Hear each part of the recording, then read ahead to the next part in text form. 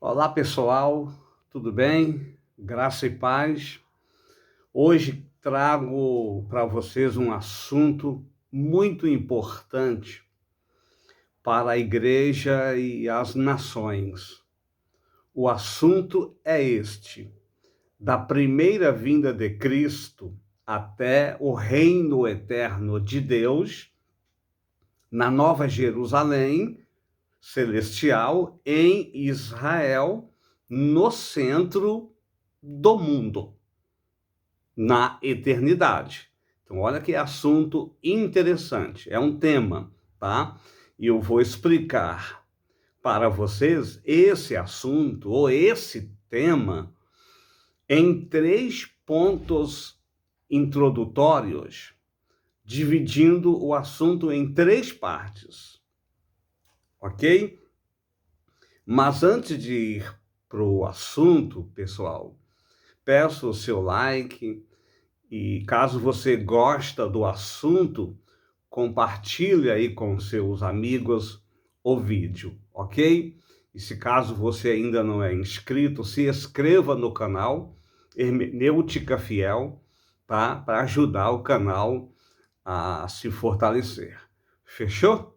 Então, bora pro assunto da primeira vinda de Cristo até o reino eterno de Deus na Nova Jerusalém, em Israel, no centro do mundo. Vamos lá para o primeiro ponto introdutório deste assunto. Da primeira vinda de Cristo, em João, no capítulo 1, versículo 14, até sua ascensão em Atos, capítulo 1, verso 9 a 11, Jesus anunciou o seu reino, o reino milenar, né? E o reino eterno de seu Pai. Mas que antes desses 2 reinos, pessoal, nós teríamos pela frente os princípios de dores e ainda temos um hiato de tempo desde a morte, ressurreição e ascensão de Cristo, isso até a última semana de anos de Daniel. Tá dando para você entender? Ok, então veja, antes de entrar a última semana de anos de Daniel, estamos vivendo dentro desse hiato de tempo, que é um intervalo de tempo da ascensão de Cristo até a última semana de anos de Daniel. Isso é o próprio Deus que criou esse hiato, esse intervalo. Então, esse hiato, que é um espaço de tempo, ele tem 2 starts que precisamos entender assim. Veja só o primeiro start. Era atual, é desde a ascensão de Cristo até os dias de hoje, ok? Segundo starts, dos princípios de dores, ou nos princípios de dores, desde a ascensão de Cristo até a vinda de Cristo, ok? Sendo que os princípios de dores obedecem os fatos que acontecem da ascensão de Cristo, que é ele voltando para o céu, até a vinda de Cristo, que iniciaram com proporções menores, né? E isso vai ou vão aumentando em proporções maiores e com maior frequência, na medida em que formos avançando no tempo até que as dores chegam ao fim da aparição de Cristo nos ares, ok? Então, assim que chegar a última semana de anos de Daniel, esse hiato, esse intervalo, né, na contagem de tempo, termina, mas as dores de parto, elas continuam ocorrendo no mundo, continuam acontecendo com maior intensidade e frequência. Isso dentro da última semana de anos de Daniel, tá? E vão aumentando ainda, na medida em que a última semana de Daniel for terminando, né? Isso vai aumentando, essas dores vão aumentando, vai tendo com maior frequência, ok? E sendo que, terminando, ou seja, essas dores de parto, elas terminam com a vinda de Cristo, que é onde vai dar fim nas dores e na perseguição da igreja, ok? Que é onde acontece o parto espiritual, que é o fim das dores. Então Jesus vem, acontece o parto espiritual e coloca fim nas dores, ok? Esse ato de tempo é o intervalo entre as 69 semanas de Daniel e uma semana, que é a última semana de anos de Daniel. Então, somando 69 semanas com uma semana, que é a última semana de anos de Daniel, nós temos um total de 70 semanas de Daniel, que são os 70 vezes 7, dito por Cristo aos discípulos. Lembra que Pedro fez uma pergunta e Jesus falou 70 vezes 7? Então, era sobre isso que Jesus falava, ok? Então, esse ato de tempo se refere à era atual e princípios de dores que inicia com a morte, ressurreição e ascensão de Cristo. E esses são os acontecimentos que são as dores de parto, né, anunciadas por Cristo. Veja só o que é as dores de parto que Cristo profetizou, que Cristo falou que iria acontecer. Veja só, são essas, ó: guerras, rumores de guerras, fomes, pestes, terremotos, falsos cristos, falsos profetas, pais contra filhos e filhos contra pais, violações dos princípios morais e éticos da Bíblia e também da família, tá? Interpretações erradas da Bíblia, né? Que é a hermenêutica bíblica fiel, ok? Então, esses são os fatos que acontecem com o passar dos anos, que se intensificam com a aproximação da última semana de anos de Daniel, tá? Que se intensificará em proporções maiores de frequência com a chegada da última semana de anos de Daniel. Então, chega a última semana de anos de Daniel, esses fatos aí que Jesus falou, eles vão aumentando cada vez mais, com maior frequência e com intensidade maior. Ok? E esse foi o primeiro ponto introdutório. Ok? Vamos agora para o ponto introdutório 2 do nosso assunto aqui no canal. Última semana de anos de Daniel 9:27. É o que está escrito lá. Veja só. A última semana de anos de Daniel chegará quando o cenário geopolítico mundial for visto com 10 nações da ONU, que são os 10 reis, tá? Que são os 10 reis. Então, com a chegada dos 10 reis, que marcará o início da última semana de anos de Daniel, as dores de parto que Jesus falou, elas continuam, tá? E isso com maior frequência e com maior intensidade. Mesmo chegando à última semana, elas continuam com maior intensidade, tá? Os 10 reis, que são os 10 chifres da besta, é também as 10 nações da ONU no ápice de seu poder, tá? Que serão 2 grupos de 5. Então, quando a ONU tiver no ápice de poder, ela terá 2 grupos. O primeiro grupo de 5 é Estados Unidos, França, Rússia, Reino Unido e a China. O segundo grupo, pessoal, dos 5, para compor os 10, ainda não sabemos quem são. Só tem 5, falta 5. E esses 5 nós não sabemos. Mas como o palco profético dos profetas do Antigo Testamento está montado no Oriente Médio, e ninguém pode mudar isso, já está montado o palco no Oriente Médio. Eu acredito que são 5 nações do Oriente Médio, que são nações islâmicas, e que provavelmente se aliarão com grupos T. Você sabe o que é T, né? Grupos T.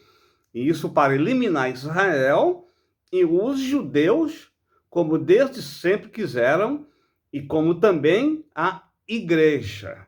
Então, o interesse não é só eliminar Israel, a igreja também.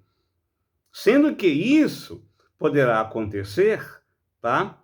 Essa perseguição, somente quando os 2 grupos de 5 nações já estiverem unidos, como sendo os 10 reis das 10 nações da ONU no ápice de seu poder. Ou seja, as 10 nações se juntam, né, à ONU, e aí se inicia a última semana de anos de Daniel.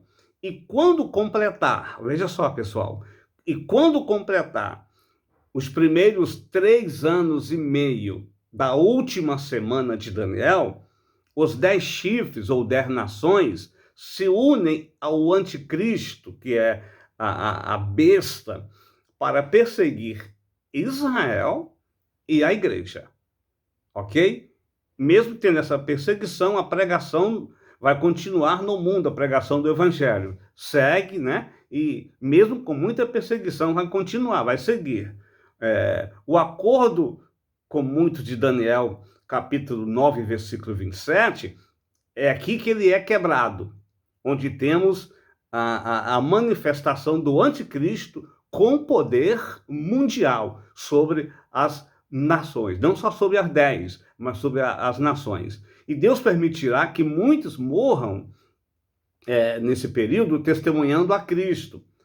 Lembra das 2 testemunhas de Apocalipse 11? Pois é, que foram mortas por causa do testemunho que deram de Cristo.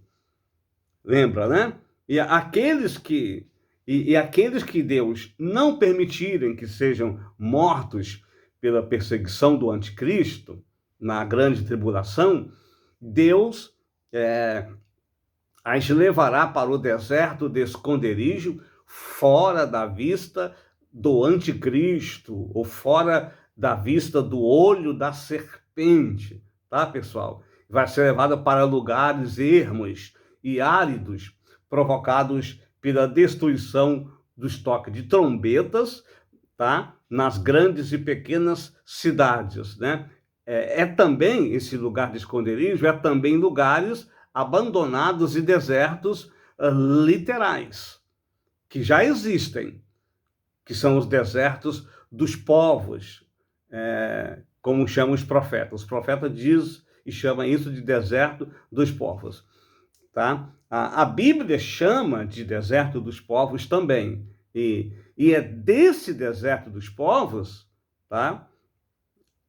E é nesse deserto dos povos que Deus criará pavilhões e dóceis para abrigo e esconderijo para a proteção do seu povo, que nesse caso aqui de povo, pessoal, também se refere às nações, que serão nações obedientes, tá? Que não usaram a marca da besta, nem entraram no exército da besta em Armagedon, ok?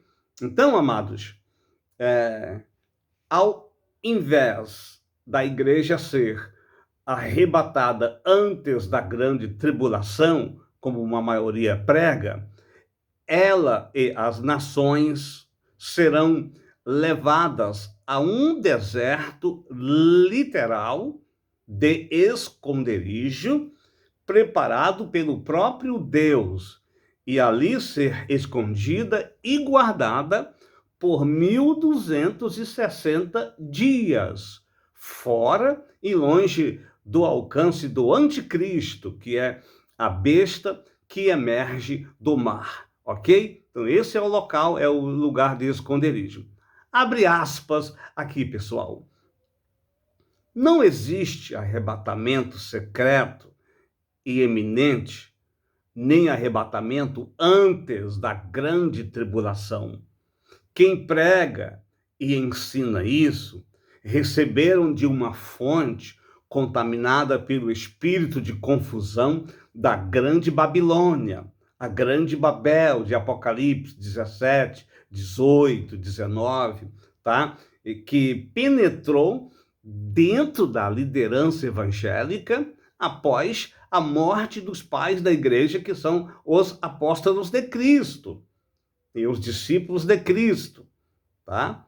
Então está ficando complicado para os pastores, escritores, que já há muito tempo vêm vendendo para os evangélicos livros com ensinos escatológicos, que não têm revelação da fonte pura vinda dos pais da igreja, né? Que são os apóstolos e os discípulos dos apóstolos. Aí eu pergunto a esses pastores, teólogos, que fazem cursos teológicos, escatológicos, né? Como vão fazer com seus livros escatológicos espalhados entre os evangélicos, já que essa doutrina de arrebatamento antes da grande tribulação, vinda secreta e iminente, não é uma verdade bíblica? Como vão se comportar daqui para frente se estão vendo que venderam enganos escatológicos para a Igreja de Cristo e que agora que estamos caminhando para o tempo do fim, Deus está levantando servos simples e desconhecidos para trazer para a igreja o verdadeiro ensino deixados pelos profetas do Antigo Testamento, por Cristo e seus apóstolos. Então, como eles vão fazer agora, daqui para frente, se Deus está levantando novos, com ensinos revelados e fiéis que Paulo deixou, que Jesus deixou, que os apóstolos deixou? Até porque está escrito, ó, não queira ser mestre, pois receberá mais duro juízo. Então, pessoal, os mestres, pastores, escritores e teólogos da teologia comum e popular, que desde décadas ensinam que a igreja não passará pela grande tribulação, que ela será arrebatada antes e que a vinda de Cristo é eminente e secreta, esses mestres que ensinam isso, eles vão receber mais duro juízo e poderão perder galardões no tribunal de Cristo, e dependendo do agravo que esse ensinamento, que essa heresia trouxe para a igreja, né, poderão até perder o direito de serem sacerdotes segundo a ordem de Melquisedeque, no período milenar do governo de Cristo. E dependendo do tamanho do agravo que foi feito no plano de redenção que Deus estabeleceu pelas palavras dos profetas do Antigo Testamento, pelas palavras dos apóstolos de Cristo e do próprio Cristo, né? E os discípulos dos apóstolos, né? Esses tais, eles podem até serem vistos como falsos profetas. E daí o final deles é o lago de fogo, junto do diabo, a besta anticristo, né? E o falso profeta, papa, ok? Fechar aspas aqui. Fecho aspas agora e vamos voltar ao assunto do esconderijo. Esse esconderijo que ensino que haverá será durante 1260 dias, que é todo o período da grande tribulação, que durará 3 anos e meio. Ok? 3 anos e meio. E também, pessoal, as pessoas de entre as nações que não colocaram a marca da besta, nem adoraram a sua imagem, Deus as guardará e as protegerá junto da igreja. Tipo as pessoas estrangeiras que foram escondidas entre os hebreus quando Deus enviou as pragas no Egito. Lembra disso? O Egito estava sendo punido, mas os hebreus e os estrangeiros estavam guardados por Deus. Lembra disso? Então, Deus não é como os homens, vingativo, né? Vingativos, né? Deus ele não é vingativo. Ele é um Deus misericordioso, ou seja, essas pessoas estrangeiras, Deus vai chamar elas de ovelhas, porque elas não vão usar a marca da besta, né? Nem adorar o anticristo. Agora, o ensino da fonte poluída e contaminada pelo espírito da grande Babilônia diz que quando Cristo voltar, quem é salvo só é a igreja e mais ninguém. Mas não é bem assim não, pessoal. Isso está errado. Isso precisa ser explicado, porque isso aí não tem base bíblica, tá? Isso é espírito da grande Babilônia, ok? Bom, vamos seguir com o ponto introdutório 3. Agora é o ponto introdutório 3 do assunto, ok? Terminando a última semana de anos de Daniel, Cristo volta e acontece essas coisas. Olha os fatos que vai acontecer na vinda de Cristo ao terminar a última semana. A primeira ressurreição, a glorificação dos corpos e o arrebatamento da igreja para os ares. O que mais vai acontecer?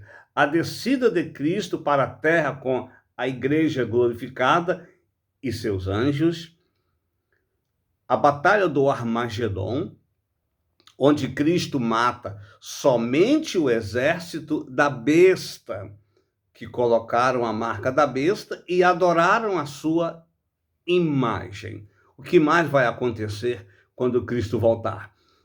Estabelece o seu trono, tá? Será estabelecido o trono de Cristo para ungir o Santo dos Santos como rei sobre toda a terra. Então Jesus volta e vai ser ungido a rei de toda a terra. Julga a besta e o falso profeta Papa e lança os vivos no lago de fogo. Apartará os bodes das ovelhas, né? Os bodes aqui são todos aqueles que fugiram para as cavernas e montes durante a batalha do Armagedon e que usaram a marca da besta e adoraram a imagem da besta anticristo. Ou seja, vai ter a batalha do Armagedon e alguns vão fugir e esconder, que a Bíblia dá o nome, Jesus chama esses de bodes, tá? Então, não fizeram parte do exército da besta do Armagedon, né, esses bodes, mas usaram a marca da besta, só que não entraram no exército da besta, mas tentaram se esconder nos montes e cavernas junto da igreja. Aproveitou a oportunidade e entrou e escondeu no meio da igreja, né? São os bodes. As ovelhas agora, que são todas as nações que não usaram a marca da besta, nem adoraram a sua imagem, nem fizeram parte do exército da besta anticristo no Armagedon. E por isso, pessoal, elas vão entrar no milênio por permissão de Deus, ok? Então veja só, para você entender. Os bodes são os rebeldes que usaram a marca da besta e adoraram o anticristo e fugiram com medo do Senhor Jesus, né? Eles irão para o tormento eterno no fogo, no lago de fogo e enxofre, junto com o anticristo, a besta, né? Junto com o falso profeta Papa e as ovelhas, tá? Aqui são as nações que entrarão para o reino de glória de Cristo, ok? Então, o que mais vai acontecer na vinda de Cristo? Ele vai distribuir galardões para a igreja, que já estará glorificada, e entrega as nações para a igreja glorificada como herança. Então, Jesus vai entregar as nações para a igreja, quando ela for glorificada, né? As nações são as ovelhas que vão entrar para o reino de Cristo, né?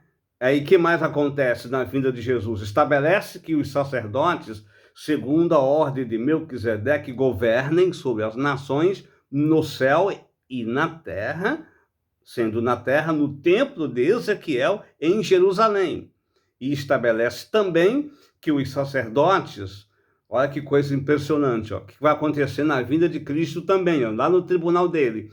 Estabelece que os sacerdotes, segundo a ordem de Zadok, ministram sobre as nações no templo de Ezequiel durante o milênio, ok? Isso vai acontecer na vida de Cristo. Ele vai estabelecer o tribunal dele e vai separar os zadoquistas. Mas isso vai ter supervisão sacerdotal e governo da igreja, que é a nação santa, que são os sacerdotes segundo a ordem de Melquisedeque. O que mais vai acontecer na vinda de Cristo, lá no tribunal dele? Ele vai estabelecer territórios na divisão da terra para as 12 tribos de Israel, não as 12 tribos restauradas na cruz, que é a igreja glorificada como Israel espiritual de Deus, e sim as 12 tribos da casa de Israel antes da divisão do reino de Israel, que é o Israel natural. O que mais vai acontecer na vida de Jesus lá no tribunal dele? Prende Satanás por 1000 anos, ok? Entendeu, pessoal? Que essas coisas que eu expliquei vão acontecer na segunda vinda de Cristo, ao terminar a última semana de anos de Daniel, e que isso não é antes da grande tribulação. Deu para vocês entender?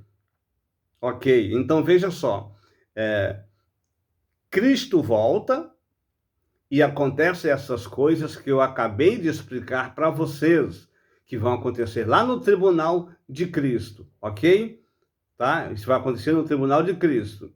E depois dessas coisas, lá no tribunal de Cristo, nós entramos para o milênio de Cristo na terra, onde seu trono de glória será estabelecido em Jerusalém, já restaurada, para reinar como sede mundial do governo de Cristo, ok? Completando 1000 anos do governo de Cristo e da igreja na terra, no templo de Ezequiel, que é a casa de Davi restaurada em Jerusalém, lembra disso? Vai ser restaurada, né, a casa de Davi em Jerusalém, lá no templo de Ezequiel. Então, Gog, que é Satanás, ele vai ser solto e sairá a seduzir as nações para reuni-las ao redor da cidade santa, ok? Isso após a prisão de Satanás, né? Então, essa guerra de Gog e Magog, quando o diabo for solto após o milênio, ela não vai acontecer por ação imediata e rápida de Deus, né? Uma ação pró-Israel. Isso porque essa guerra é a segunda fase de Gog e Magog, ok? Lembra? A primeira fase aconteceu antes dos 1000 anos do governo de Cristo na terra. Neste caso, a segunda vinda de Cristo, né? Após a segunda vinda de Cristo, vai acontecer, então, a primeira fase do Armagedon em Israel, ok? Após a segunda fase de Gog e Magog, virá, então, o juízo final do trono branco, e após o juízo final do trono branco, entraremos para a eternidade. Pegou, pessoal? Então, eu termino aqui os 3 pontos introdutórios, tá? Que eu deixei para vocês, são 3 pontos introdutórios do estudo da primeira vinda de Cristo até o reino eterno de Deus, na Nova Jerusalém celestial, na terra, em Israel, no centro do mundo, na eternidade, ok? Então, são 3 pontos introdutórios desse assunto. Eu termino aqui esses 3 pontos introdutórios, ok?